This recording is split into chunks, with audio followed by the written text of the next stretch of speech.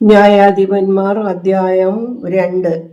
അനന്തരം കർത്താവിന്റെ മാലാഖ ഗിൽഗാലിൽ നിന്ന് ബോക്കീമിലേക്ക് വന്നു പറഞ്ഞത്, ഞാൻ നിങ്ങളെ മിസ്രയീമിൽ നിന്ന് പുറപ്പെടുവിച്ചു നിങ്ങളുടെ പിതാക്കന്മാർക്ക് വാഗ്ദത്തം ചെയ്ത ദേശത്തേക്ക് നിങ്ങളെ കൊണ്ടുവന്നു. നിങ്ങളോടുള്ള എൻ്റെ ഉടമ്പടി ഞാൻ ഒരിക്കലും ലംഘിക്കുകയില്ല എന്നും നിങ്ങൾ ഈ ദേശനിവാസികളോട് ഉടമ്പടി ചെയ്യാതെ അവരുടെ ബലിപീഠങ്ങൾ ഇടിച്ചു കളയണമെന്നും കൽപ്പിച്ചു. എന്നാൽ നിങ്ങൾ എൻ്റെ വാക്കനുസരിച്ചില്ല. ഇങ്ങനെ നിങ്ങൾ ചെയ്തത് എന്ത്? അതുകൊണ്ട് ഞാൻ അവരെ നിങ്ങളുടെ മുമ്പിൽ നിന്ന് നീക്കിക്കളയുകയില്ല. അവർ നിങ്ങളുടെ ഹൃദയത്തിൽ മുള്ളായിരിക്കും. അവരുടെ ദേവന്മാർ നിങ്ങൾക്ക് കെണിയായും ഇരിക്കും എന്ന് ഞാൻ പറയുന്നു. കർത്താവിന്റെ മാലാഖ ഈ വചനം എല്ലാ ഇസ്രായേലരോടും പറഞ്ഞപ്പോൾ ജനം ഉച്ചത്തിൽ കരഞ്ഞു.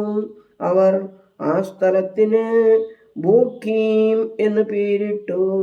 അവിടെ ദൈവത്തിന് യാഗം കഴിച്ചു. യോശുവ ജനത്തെ പറഞ്ഞയച്ചു. ഇസ്രായേൽ മക്കൾ ദേശം കൈവശമാക്കുവാൻ ഓരോരുവൻ താന്താന്റെ അവകാശത്തിലേക്ക് പോയി. യോശുവയുടെ കാലമെല്ലാം യോശുവ കഴിഞ്ഞിട്ട് ജീവിച്ചിരുന്നവർ ദൈവം ഇസ്രായേലിന് വേണ്ടി ചെയ്ത വീര്യപ്രവൃത്തികളെല്ലാം കണ്ടിട്ടുള്ള മൂപ്പന്മാരുടെ കാലത്തെല്ലാം ജനം കർത്താവിനെ സേവിച്ചു. കർത്തൃദാസനായ നൂന്റെ മകനായ യോശുവ 110 വയസ്സുള്ളവനായി മരിച്ചു.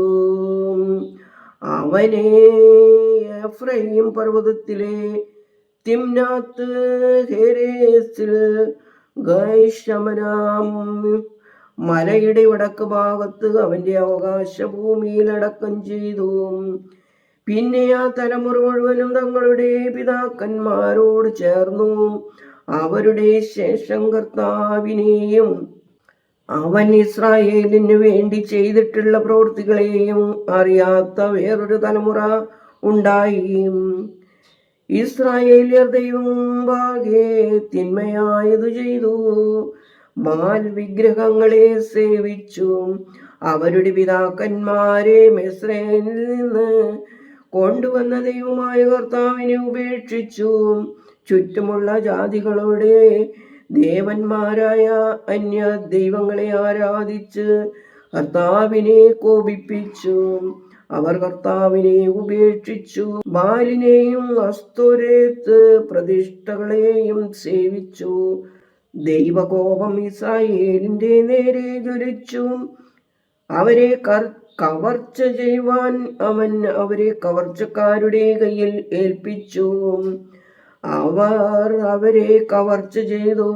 ശത്രുക്കൾക്ക് അവരെ വിറ്റു കളഞ്ഞു. ശത്രുക്കളുടെ മുമ്പാകെ നിൽപ്പാൻ അവർക്ക് കഴിഞ്ഞില്ല. കർത്താവ് അരുളി ചെയ്തിരുന്നത് പോലെയും താൻ അവരോട് സത്യം ചെയ്തിരുന്നത് പോലെയും ദൈവത്തിന്റെ കൈ അവർ ചെന്നയിടത്തൊക്കെയും അനർത്ഥം വരത്തക്കവണ്ണം അവർക്ക് വിരോധമായിരുന്നു. അവർക്ക് മഹാദുരിതമുണ്ടായി. ദൈവം ന്യായാധിപന്മാരെ എഴുന്നേൽപ്പിച്ചു. അവർ കവർച്ചക്കാരുടെ കയ്യിൽ നിന്ന് അവരെ രക്ഷിച്ചു.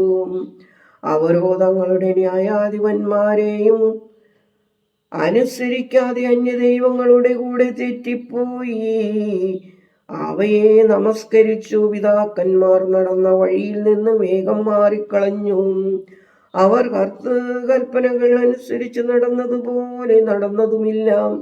ദൈവം അവർക്ക് ന്യായാധിപന്മാരെ എഴുന്നേൽപ്പിച്ചപ്പോൾ താൻ അതത് ന്യായാധിപനോടുകൂടെ ഇരുന്നു. അവന്റെ കാലത്തെല്ലാം അവരെ ശത്രുക്കളുടെ കയ്യിൽ നിന്ന് രക്ഷിച്ചു. തങ്ങളെ ഉപദ്രവിച്ച് പീഡിപ്പിക്കുന്നവരുടെ നിമിത്തം ഉള്ള അവരുടെ നിലവിളി കർത്താവ് കേട്ടിരുന്നു. എന്നാൽ ആ ന്യായാധിപർ മരിച്ച ശേഷം അവർ തിരിഞ്ഞ് അന്യദൈവങ്ങളെ ചെന്ന് സേവിച്ചും ആരാധിച്ചും കൊണ്ട് തങ്ങളുടെ പിതാക്കന്മാരെക്കാൾ അധികം വഷളത്വം പ്രവർത്തിച്ചു. അവർ തങ്ങളുടെ പ്രവൃത്തികളും ദുർനടപ്പും വിടാതിരുന്നു. അങ്ങനെ ദൈവകോപം ഇസ്രായേലിന്റെ നേരെ ജ്വലിച്ചു.